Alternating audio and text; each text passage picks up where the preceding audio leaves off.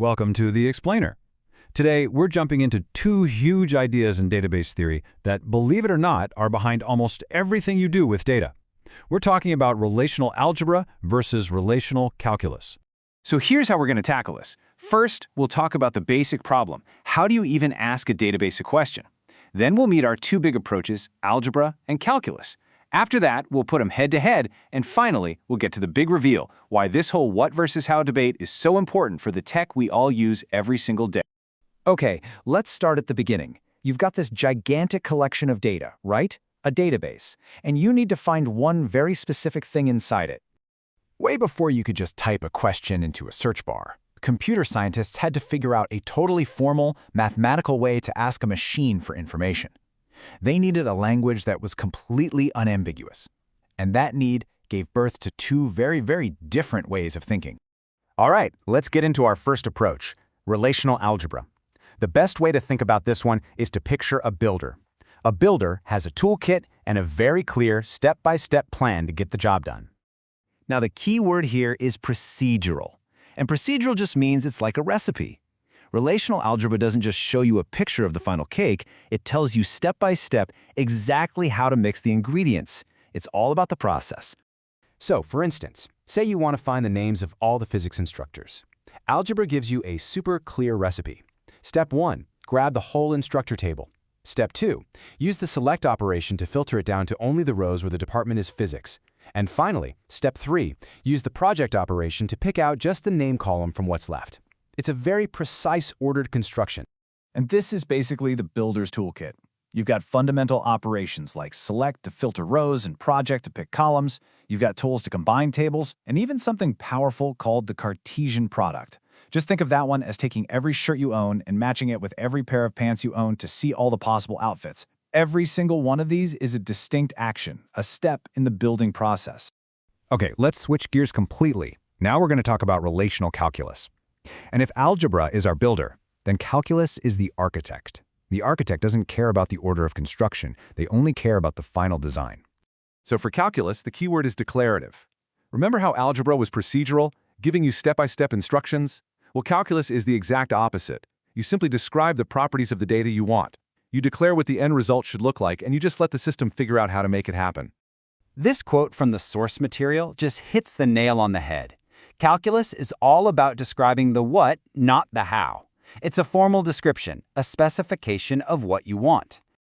And sticking with our analogy, the architect is the one who hands over the detailed blueprint of the finished house. They'll specify, I want a 2-story house, 3 bedrooms, south-facing window, but they won't tell you the order for pouring the concrete or putting up the walls. That's an implementation detail they just don't worry about. And, just as an aside, this architect's language comes in two main flavors. You've got tuple relational calculus, which basically describes the result by thinking about entire rows. And then there's domain relational calculus, which thinks about the individual values inside the cells. They're just two slightly different ways to write the same blueprint. Okay, so let's put these two philosophies side by side.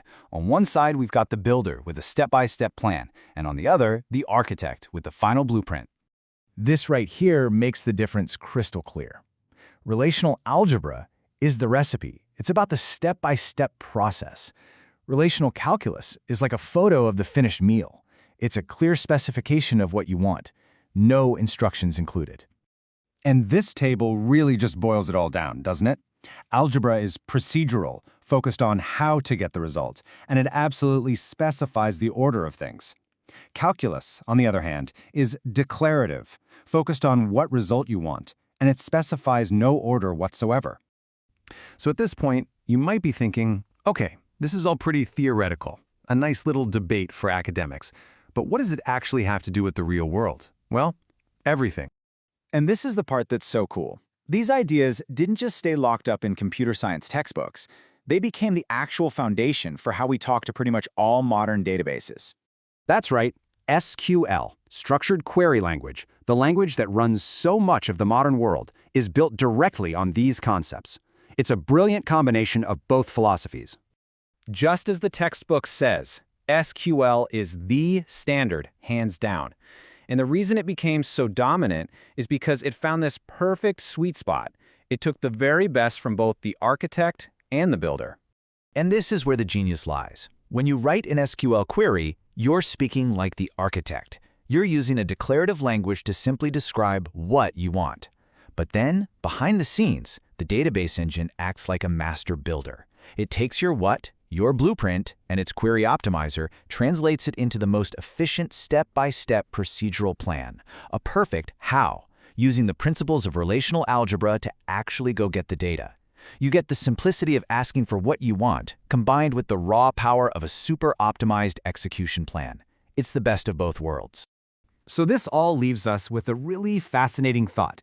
We've seen just how powerful it is to separate the what from the how.